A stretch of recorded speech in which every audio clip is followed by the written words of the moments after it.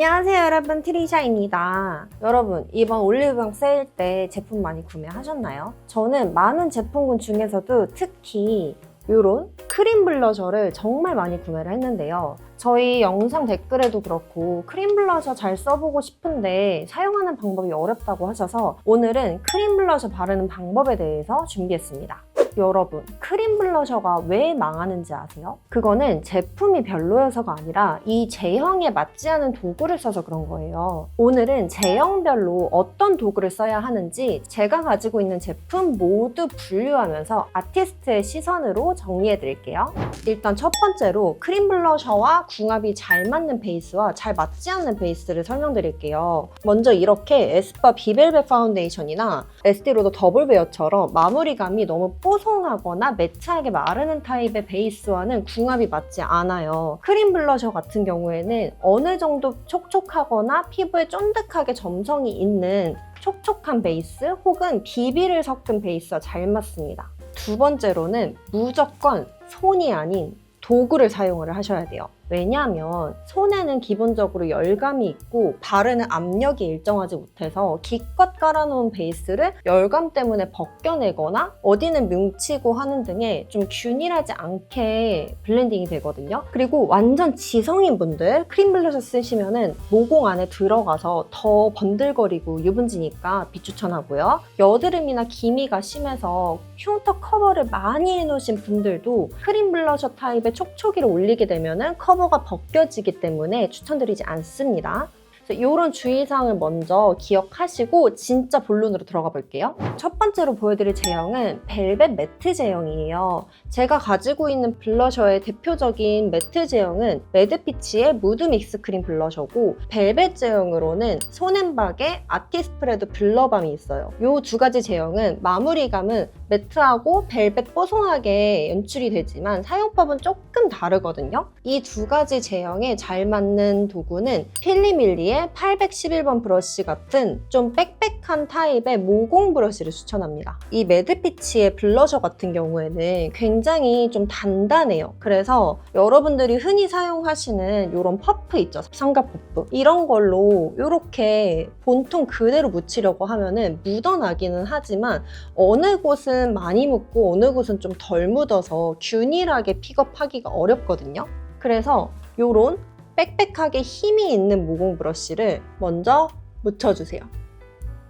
균일하게 충분히 이렇게 묻히신 다음에 항상 손등을 활용을 하시는 거예요. 오늘 다음 제형에도 전부 다 손등이 사용이 될 건데요. 이 양 조절을 하느냐 안 하느냐가 크림 블러셔 성공의 핵심입니다. 손등에 먼저 한번 너무 많은 양이 한 번에 올라가지 않도록 덜어내주세요. 충분히 덜어내주고 옆으로도 이렇게 찍어봤을 때 이 정도 컬러감이면 괜찮겠다 할 때 볼에 콩콩콩콩콩콩 찍어서 올린 다음에 그 다음에 블렌딩을 해주시는데요. 그때는 어떤 도구를 사용하셔도 무방합니다. 이런 삼각 스펀지, 그냥 스펀지로 경계를 잘 두들겨서 밀착시키셔도 되고, 이런 에어퍼프나 뭐 작은 이렇게 요즘에 유행하는 애기 퍼프 같은 거 있죠. 이런 걸로 밀착을 시켜주면서 경계를 블렌딩 해주시면 끝입니다. 그리고 손앤박의 아티스프레드 블러밤 같이 매드피치보다는 훨씬 묽어요. 묽고 부드러워서 쉽게 묻어나거든요. 이런 제형은 반대로 뭐 스펀지나 이런 애기 퍼프 같은 걸로 묻게 되면 너무 많은 양이 한 번에 푹 묻어나올 수가 있어요. 그래서 역시 힘을 빼고 필리밀리 브러쉬로 살살, 이번에는 겉표면에 토독토독 살살 한두 번만 찍어도 충분히 묻어나요. 그 상태에서 손등에 다시 양 조절 해주세요. 조절을 해서 어느 정도 균일하게 먹여주신 다음에 동일한 방법으로 피부에 가장 진해야 되는 부분부터 얹고 그 이후에 남은 양을 블렌딩 하거나 스펀지로 블렌딩 해주시면 돼요.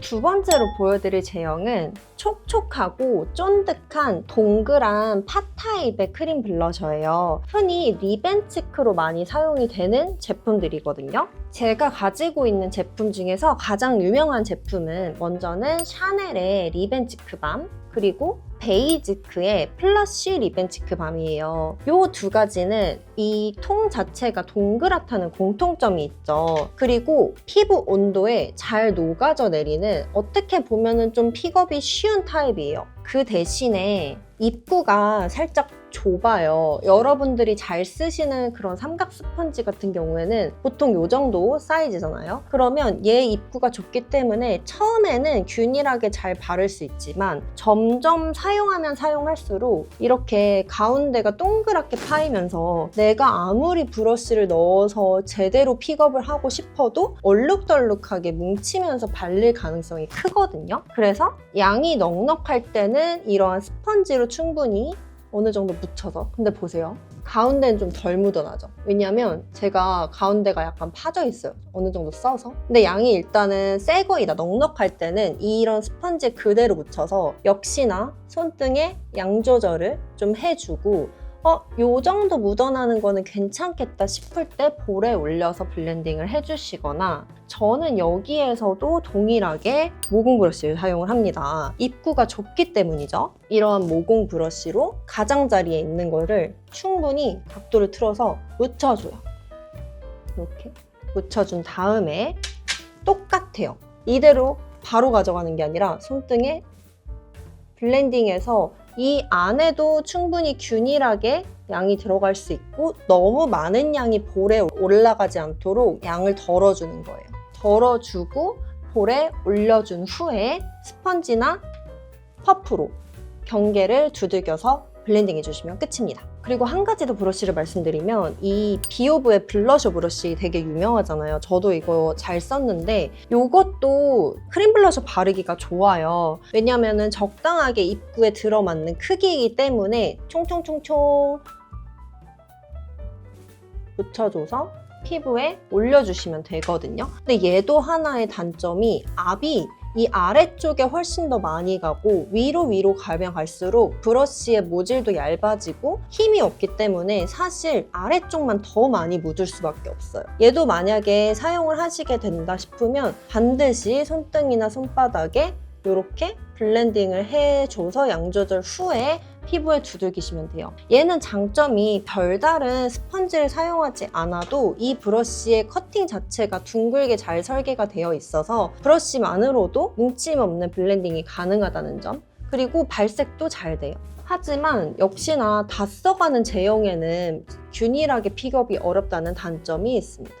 자, 그리고 세 번째, 이거는 정말 쉬워서 도구도 안 가리고 초보자분들께 특히 추천하는 제형인데요. 바로 납작하고 입구가 넓고 좀 촉촉하면서 쫀득한 제형의 크림 블러셔입니다. 제가 잘 사용하는 건 정말 많이 소개해드린 띠아의 레디 투 웨어 다우니 치크, 그리고 바비 브라운의 리벤 치크, 또 얼터너티브 스테레오 바미 크림 치크, 요즘 아주 대란인 프레시안의 에그라이크 크림 블러쉬와 마지막으로 릴리바이 레드 러브빈 치크밤. 이런 타입은 왜 쉽냐면요, 일단은 입구가 넓어요. 제가 앞서서 이런 모공 브러쉬를 추천을 드렸던 이유는 입구가 좁기 때문에, 혹은 사용하면 사용할수록 안쪽이 파이기 때문에 넓고 납작하게 들어가야 되는 이런 도구를 썼을 때는 균일하게 양을 픽업하기가 어렵다고 했잖아요. 얘네는 납작하고 넓기 때문에 사실 제일 쉬운 거는 그냥 이런 삼각 퍼프 있죠. 제가 샵에서도 가장 많이 써드리는 방법인데, 그냥 이런 삼각 퍼프에 발라요. 그러면은 충분히 균일하게 퍼프에 픽업이 되거든요. 그 상태에서 사실 바로 올려서 블렌딩 해주셔도 되고, 한번 손등에 또 양 조절을 해주신 다음에 올려주셔도 돼요. 아니면 이렇게 애기 퍼프에도 끝에를 세워서 파내듯이 바르는 게 아니라 이 넓은 면적 그대로 수직으로 발라주세요. 이렇게 묶거든요. 근데 사실 저는 이런 애기 퍼프를 그렇게 잘 사용하지 않는 게, 얘도 어쨌든 손의 압력 때문에 아래쪽이 더 많이 묻어요. 그래서 좀 뭉칠 가능성이 있어요. 그치만 블렌딩이 워낙 쉬운 촉촉하고 쫀쫀한 타입이기 때문에 이것 또한 한번 양 조절 후에 피부에 올려서 펴트려 주시면 끝입니다. 정말 쉬워요.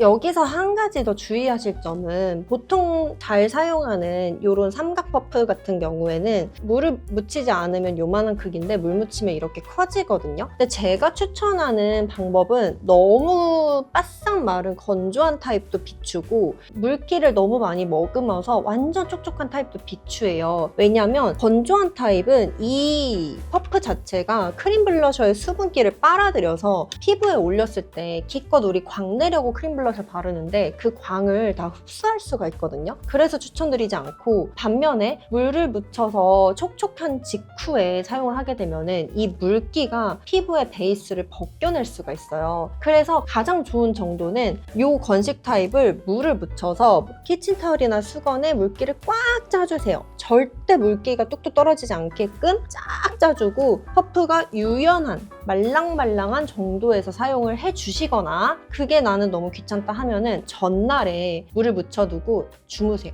그러면은 어느 정도 수분기가 증발하면서 다음날에 딱 좋은 정도의 퍼프 상태로 완성이 됩니다. 그래서 다시 한번 말씀드리지만 입구가 넓고 좀 촉촉하고 쫀득하게 잘 녹아져 내리는 이런 크림 타입의 블러셔는 어떤 도구를 사용하셔도 무방하다.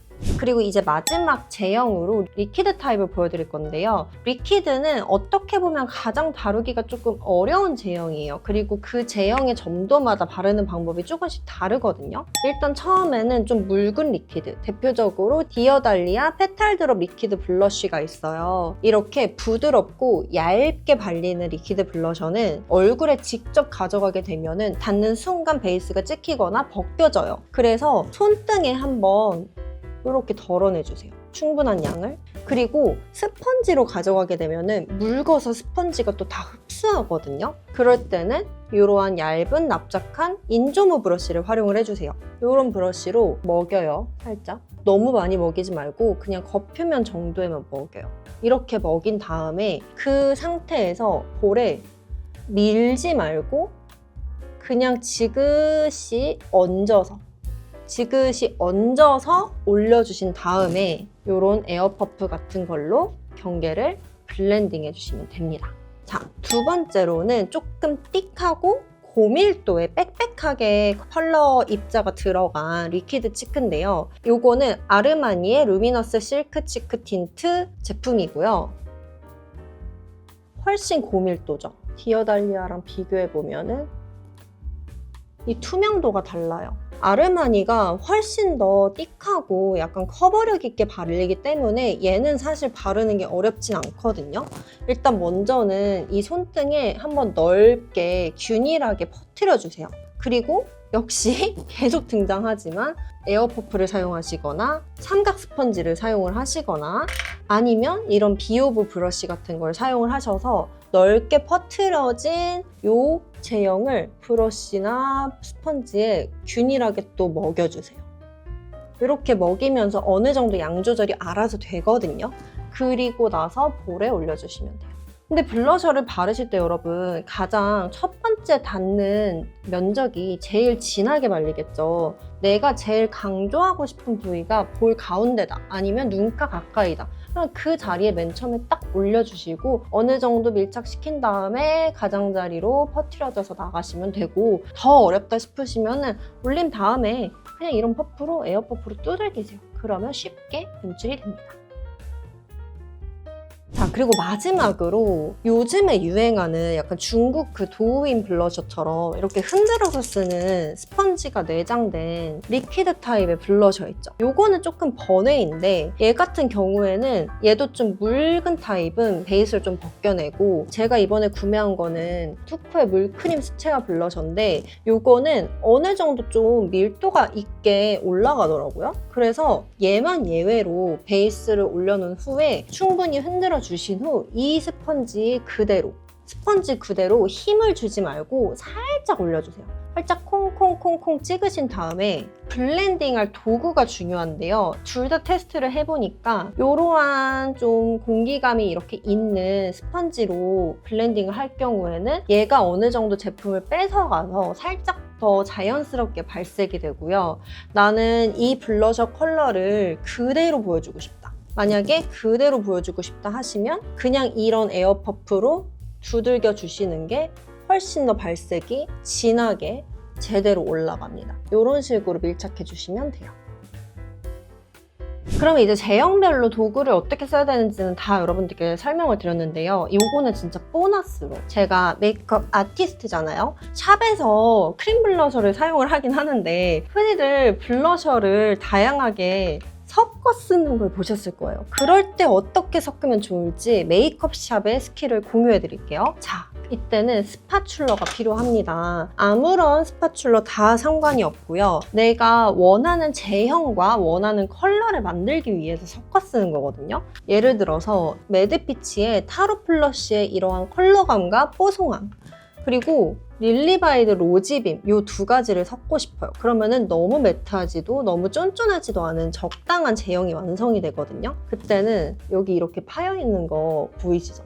이렇게 스파츌러로 살짝 내가 원하는 만큼 긁어내요. 릴바레 긁었고 매드피치, 예를 들어서 릴바레를 더 많이 섞고 매드피치 컬러를 조금만 섞고 싶어. 그러면은 뭐 6대4, 7대3 정도로 내가 원하는 만큼만 이 긁은 이 스파츌러 그대로 이렇게 긁어내요. 여기에다가 두 개로도 부족해. 나는 프레시안의 밀키 모카까지 섞을래. 뭐 한 조금만 섞어볼게요. 뭐 한번 살짝 이렇게 섞었어요. 그 상태로 손등에 매겨요. 이렇게 반죽을 펼치듯이 잘 픽업을 했던 모든 제형을 다 여기다 먹여요. 그러면서 널찍널찍하게 펼쳐줘요. 이렇게 하면 적당한 내가 원하는 색깔과 제형이 완성이 됐죠. 그 다음엔 뭐다?